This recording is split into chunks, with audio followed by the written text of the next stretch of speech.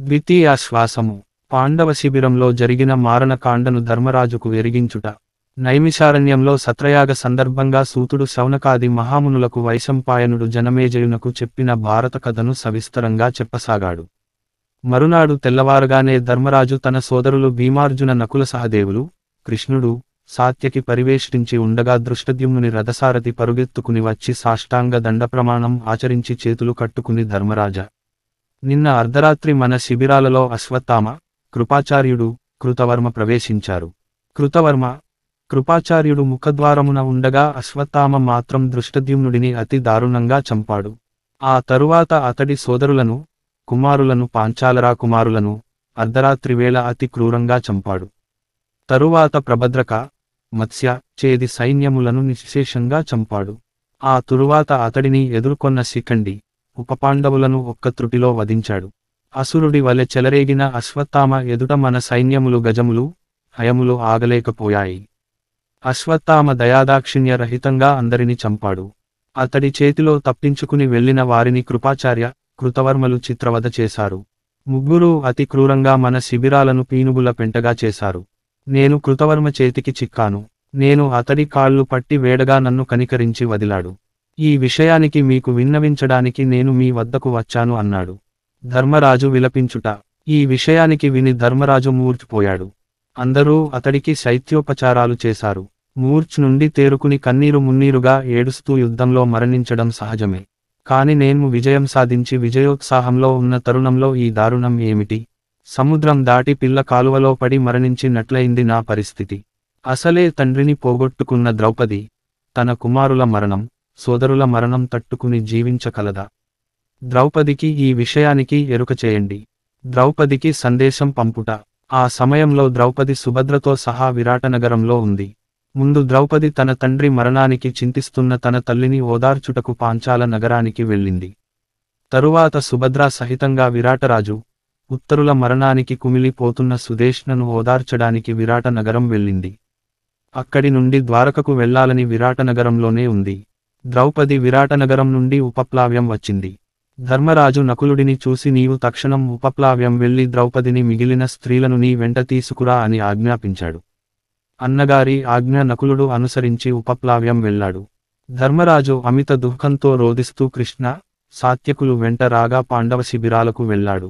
అక్కడ చెల్లాచెదురుగా పడి ఉన్న తన కుమారుల బంధువుల శవాలను చూసి కన్నీరు మున్నీరుగా విలపించాడు. కృష్ణార్జునులు ఎంత ఓదార్చినా అతడి దుఃఖం ఆగలేదు.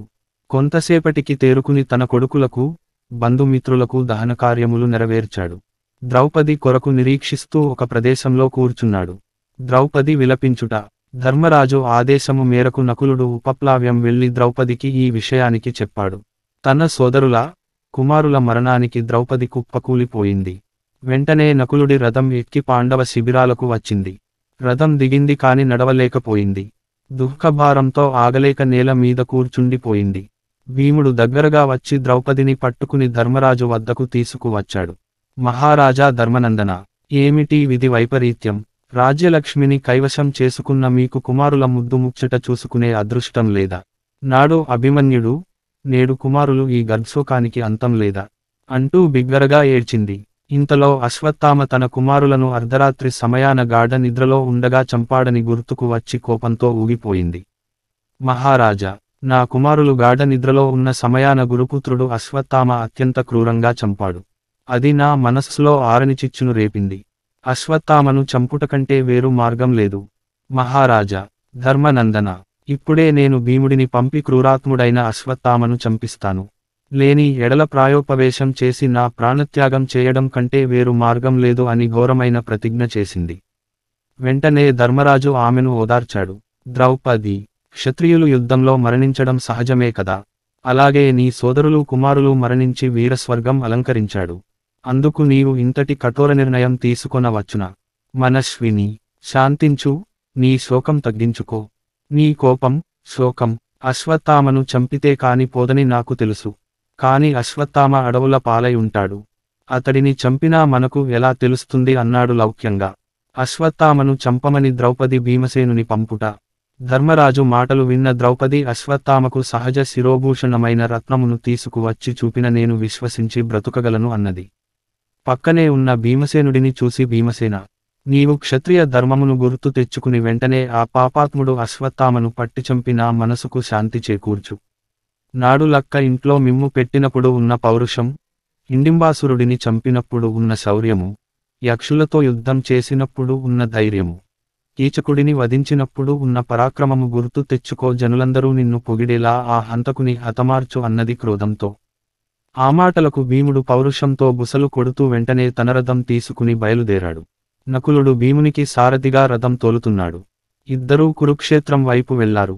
అక్కడ ఉన్న వారిని అశ్వత్థామ కృపాచార్యుడు, కృతవర్మలతో కలిసి హస్తినాపురం వెళ్లాడని కాని మరలా తిరిగి వచ్చి గంగానది వైపు వెళ్లారని, దారి మధ్యలో కృపాచార్యుడు, కృతవర్మ అశ్వత్థామను విడిచి ఏటో వెళ్లారని, అశ్వత్థామ మాత్రం వ్యాసాశ్రమం వెళ్లాడని చెప్పారు.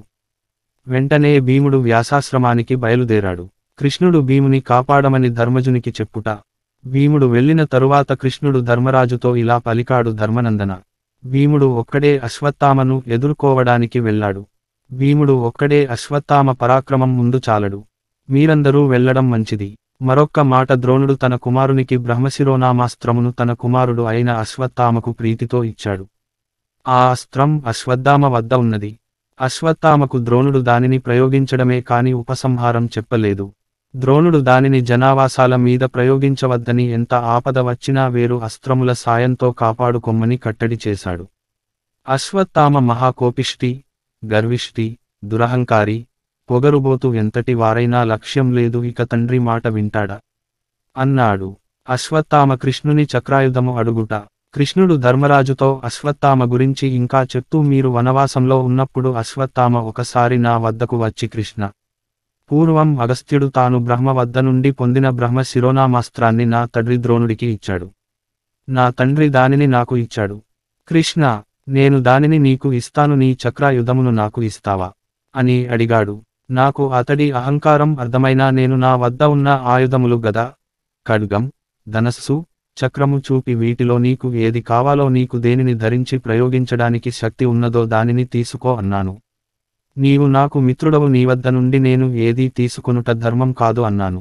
సమాధానంగా అశ్వత్థామ నాకు చక్రాయుధం కావాలి అన్నాడు. నేను సరే తీసుకో అన్నాను.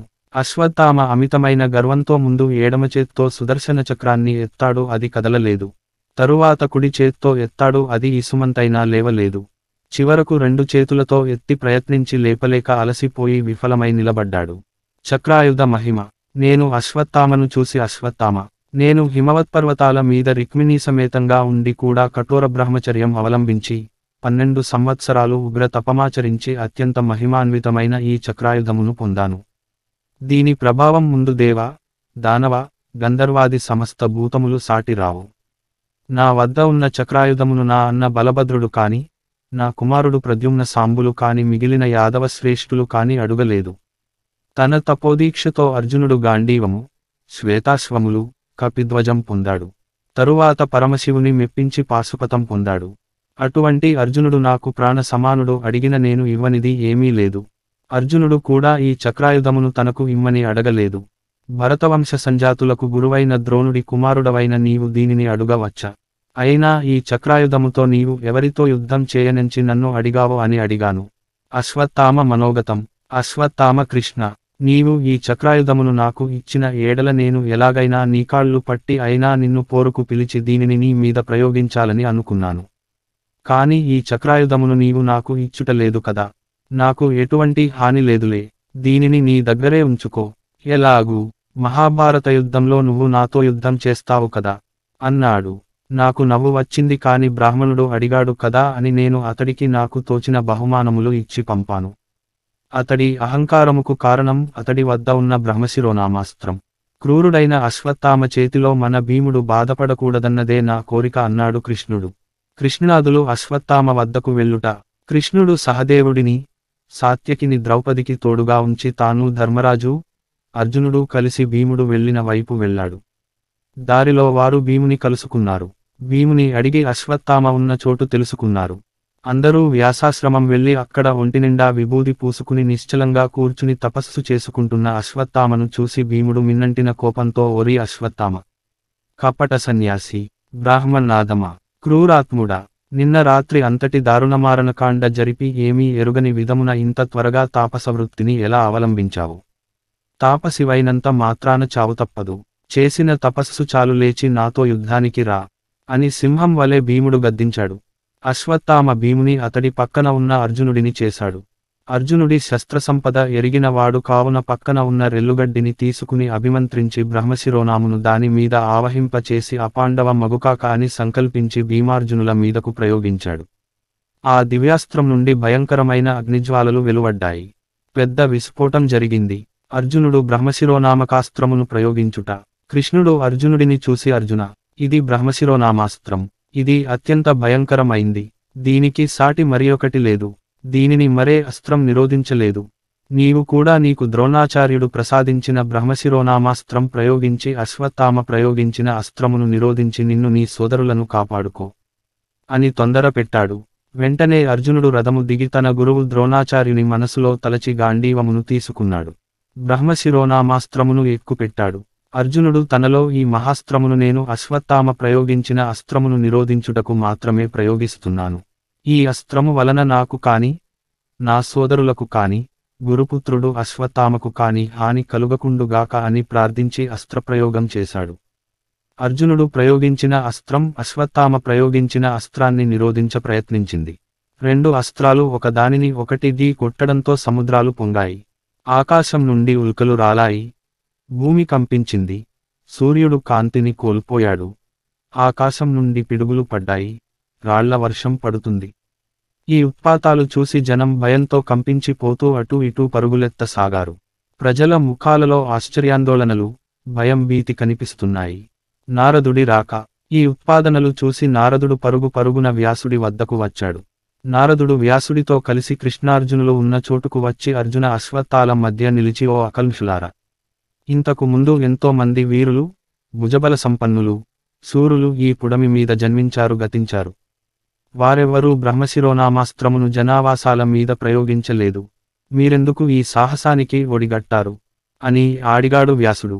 అర్జునుడు వ్యాసుడు నారదులకు నమస్కరించి, ఓ మహాత్ములారా, అశ్వత్థామ పాండవవంశ నిర్మూలనకై సంకల్పించి బ్రహ్మశిరోనామాస్త్రము ప్రయోగించాడు. శ్రీకృష్ణుడి ఆదేశం మేరకు ఆ అస్త్రమును నిరోధించుటకు మాత్రమే నేను అదే అస్త్రమును ప్రయోగించాను, కాని జనావాసాల మీద ప్రయోగించాలన్న క్రూరమైన తలంపు నాకు లేదు. తమరు ఆజ్ఞాపిస్తే నేను నా అస్త్రమును ఉపసంహరిస్తాను. కాని అలా చేస్తే ఆ దుర్మార్గుడు తాను ప్రయోగించిన అస్త్రముతో మమ్ములను అందరినీ దహిస్తాడు. మీరు మా క్షేమం కూడా ఆలోచించాలి అని వినయంగా పలికి అర్జునుడు తాను ప్రయోగించిన బ్రహ్మశిరోనామాస్త్రమును అవలీలగా ఉపసంహరించాడు. వ్యాసుడు అశ్వత్థామ అస్త్రమును ఉపసంహరించమని కోరుట. వ్యాసుడు అశ్వత్థామను చూసి, అశ్వత్థామా, నీవు కూడా నీవు ప్రయోగించిన మహాస్త్రమును నిరోధించు అన్నాడు. అశ్వత్థామ తాను ప్రయోగించిన బ్రహ్మశిరమును ఉపసంహరించాలని ప్రయత్నించాడు, కాని సాధ్యం కాలేదు. అప్పుడు అశ్వత్థామ వ్యాసుడితో, మహాత్మా, ఈ భీమసేనుడు సిగ్గు లేకుండా సుయోధనుడిని అక్రమ మార్గమున చంపాడు. అంతటితో ఆగక మునివృత్తి అవలంబించిన నాతో యుద్ధానికి దిగాడు. అందుకని కోపంతో ప్రాణ్భీతితో వివేకం కోల్పోయి ఈ అస్త్ర ప్రయోగం చేశాను, కాని నాకు ఈ అస్త్రాన్ని ఉపసంహరించడం తెలియదు. ఇది పాపం పాండవులను దహించి వేస్తుంది అని తెలిసినా తప్పనిసరి పరిస్థితిలో దాన్ని నేను ప్రయోగించాను అన్నాడు. అశ్వత్థామ మాటలను సావధానంగా విన్న వ్యాసుడు, అశ్వత్థామ, నీ తండ్రి ద్రోణుడు తన ప్రియ శిష్యుడైన అర్జునుడికి ప్రీతితో బ్రహ్మశిరమును ఇచ్చాడు. కనుక అర్జునుడు నీకు కీడు తలపెట్టడు. నీవు ప్రయోగించిన అస్త్రమును ఆపడానికే తాను అస్త్ర ప్రయోగం చేశానని చెప్పాడు. మేము కోరినంతనే ఉపసంహరించాడు. ఇంతటి అస్త్ర విద్యా వైభవం కలిగిన అర్జునుడిని వధించడానికి నీ తరం కాదు. ఈ బ్రహ్మశిరోనామాస్త్రమును గురించి చెప్తాను విను. ఇది ప్రయోగించిన దేశంలో 12 ఏళ్లు అనావృష్టి సంభవిస్తుంది. కనుక నిన్ను పాండవులను రక్షించడానికి ఈ ఉపాయం చెప్పాను. కనుక తాపస వృత్తిని అవలంబించానని అంటున్నావు. కనుక ఈ మహాస్త్రమును ఉపసంహరించి కోపం విడిచి నీ వద్ద ఉన్న శిరోన్మణిని ఇతడికి ఇవ్వు. నిన్ను సంహరించినంతగా సంతోషపడి నిన్ను విడిచిపెడతారు. ఇది అందరికీ ఆమోదయోగ్యమైనది. ఆ ప్రకారం చేయి అన్నాడు. అశ్వత్థామ మాట నెగ్గించుకొనుట. అశ్వత్థామ వ్యాసుని చూసి, పాండవులకు రత్నములు కొత్త, కౌరవనాథుడి బండాగారమంతా కొల్లగొట్టాడు కదా, ఇంకా వాళ్లకు నా రత్నం కావలసి వచ్చిందా మహాత్మా? ఈ రత్నము ఎవరి దగ్గర ఉందో వారికి చోరభయము, రాక్షస భయము, దేవతల భయము లేదు. అదిగాక అది కలిగిన వారికి ఆకలి, దప్పిక, నిద్ర, రోగము మొదలైనవి ఉండవు. ఏ రత్నమును ఎలా ఇవ్వగలను? కాని నీ మాటను మన్నించి ఈ రత్నమును మీకు సమర్పిస్తున్నాను. కాని ఇప్పుడు చెబుతున్నాను వినండి.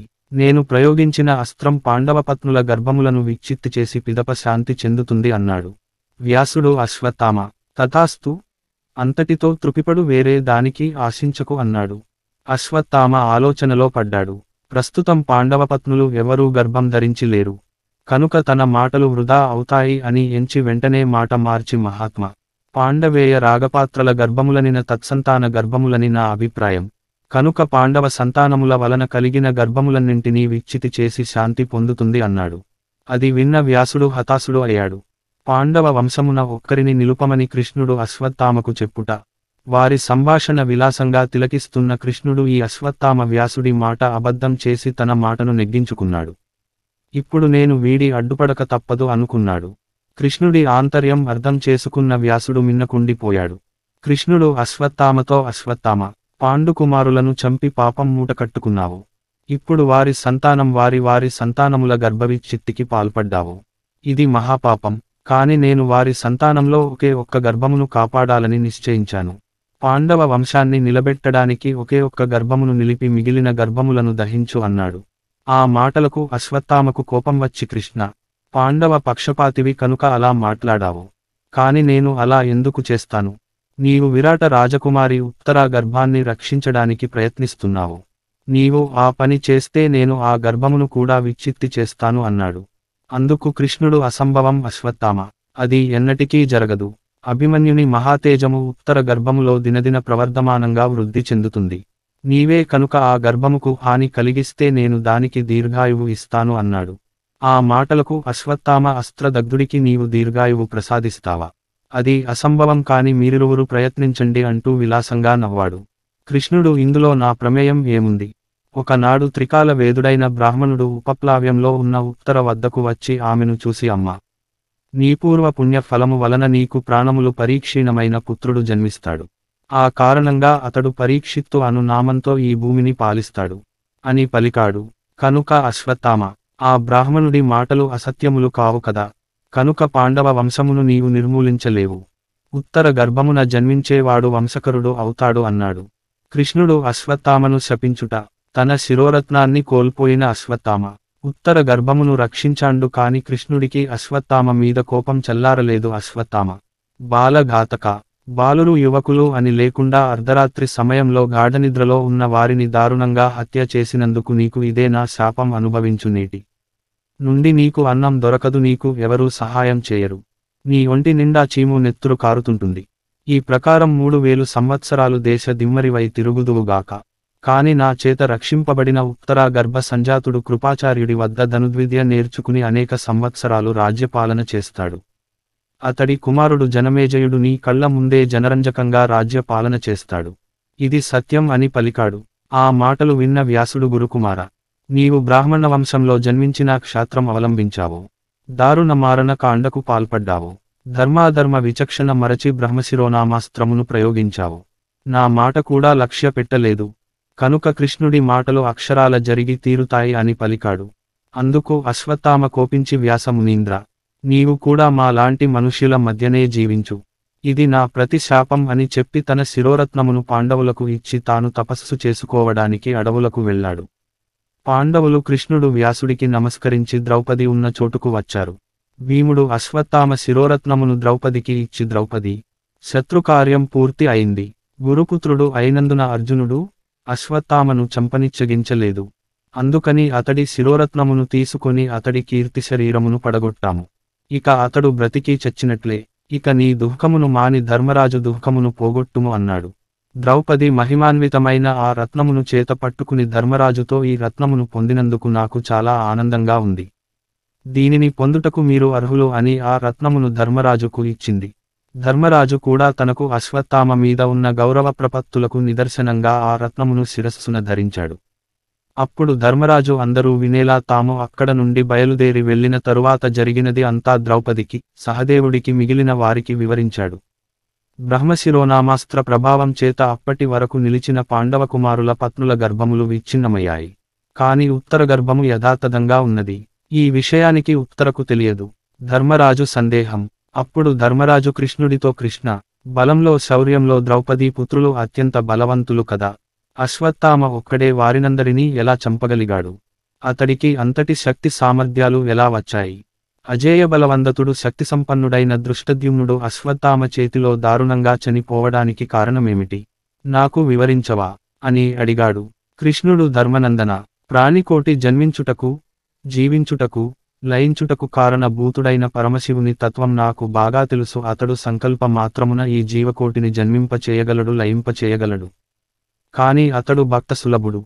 భక్తితో తప్ప ఇతర మార్గమున అతడిని ప్రసన్నుడిని చేసుకొనుట అసాధ్యము. కనుక అతడి శక్తి ఇంత అని చెప్పుట అసాధ్యము. బ్రహ్మ ప్రాణికోటిని సృష్టించుట. తొలుత బ్రహ్మదేవుడు ఈ ప్రాణికోటిని సృష్టించవలెనన్న తలంపుతో మహాశివుని వద్దకు వెళ్లి తన కోరికను చెప్పాడు. అప్పుడు మహాశివుడు బ్రహ్మదేవ, ఏ కార్యం సిద్ధించుటకైనా తపస్సు ముఖ్యం. తపస్సుతో సాధించలేని కార్యం ఈ జగతిన ఏదీ లేదు. అందుకని ముందు నేను తపస్సు చేస్తాను అన్నాడు. తరువాత శివుడు నీటిలో మునిగి తపస్సు చేయడం ప్రారంభించాడు. అలా కొన్ని వేల సంవత్సరాలు గడిచిపోయినా పరమశివుడు ఎంతకీ బయటకు రాలేదు. బ్రహ్మదేవుడికి విసుగు పుట్టి తుదకు శివుడి సహాయం లేకుండా తన తపః ప్రభావంతో దక్ష ప్రజాపతిని సృష్టించాడు. బ్రహ్మ దక్ష ప్రజాపతి, నీవు నా ఆజ్ఞ మీద ప్రజోత్పత్తిని సాగించు అన్నాడు. దక్షుడు నా కంటే అధికులు లేకున్న నీవు చెప్పినట్లే సృష్టి కార్యం నిర్వహిస్తాను అన్నాడు.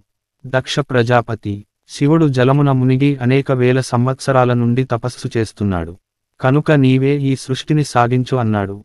తరువాత దక్షుడు దేవతలను, అసురులను, తిర్యగ్జాతులను మొదలగు భూతములను సృష్టించాడు. కాని వాటికి ఆహారం సృష్టించలేదు. అప్పుడు ప్రాణులు ఆకలితో దక్షుని భక్షించుటకు ప్రయత్నించాయి. ప్రాణికోటికి బ్రహ్మ ఆహారం సృష్టించుట. అప్పుడు దక్షుడు బ్రహ్మ వద్దకు వెళ్లి ప్రాణికోటి అంతా ఆహారం కొరకు అలమటిస్తూ నా వెంట పడుతున్నాయి. వీటికి ఆహారం సృష్టించి నన్ను వీటి బారి నుండి రక్షించు అని ప్రార్థించాడు.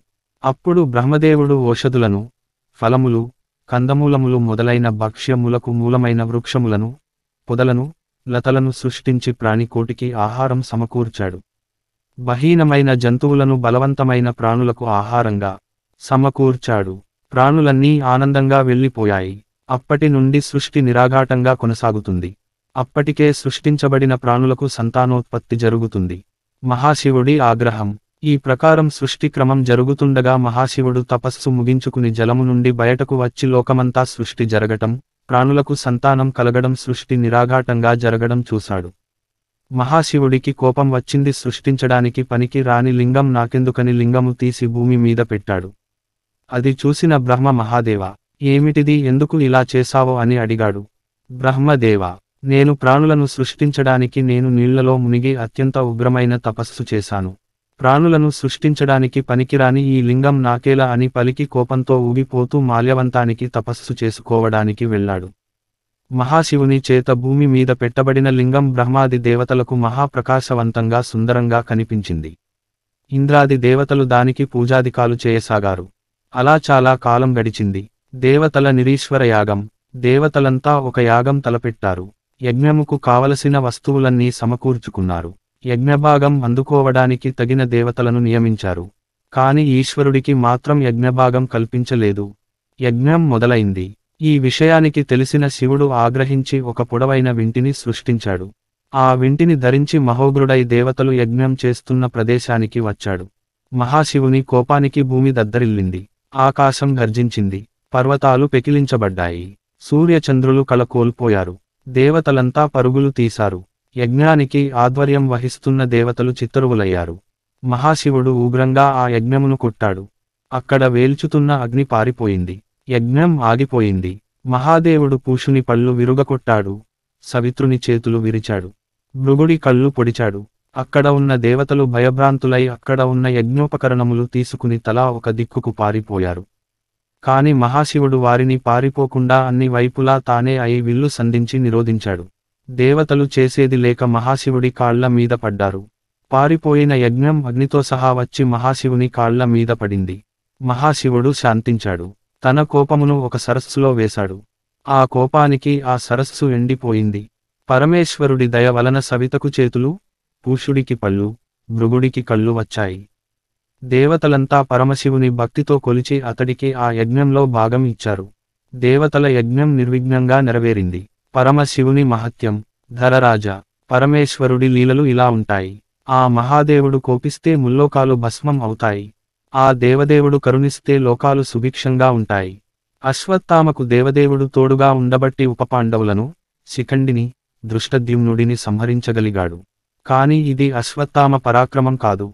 ఈ యుద్ధంలో మీరు భీష్ముడిని పడగొట్టడం, ద్రోణ, కర్ణ, శల్యులను చంపడం, సుయోధనుడిని చంపడం, భీముడు తన ప్రతిజ్ఞ నెరవేర్చుకోవడం ఈశ్వరలీల. అంతేకాని మీ పరాక్రమం కాదు. కనుక సాధించిన విజయానికి ఆనందపడు. కారణాలు వెతక్కు అన్నాడు కృష్ణుడు.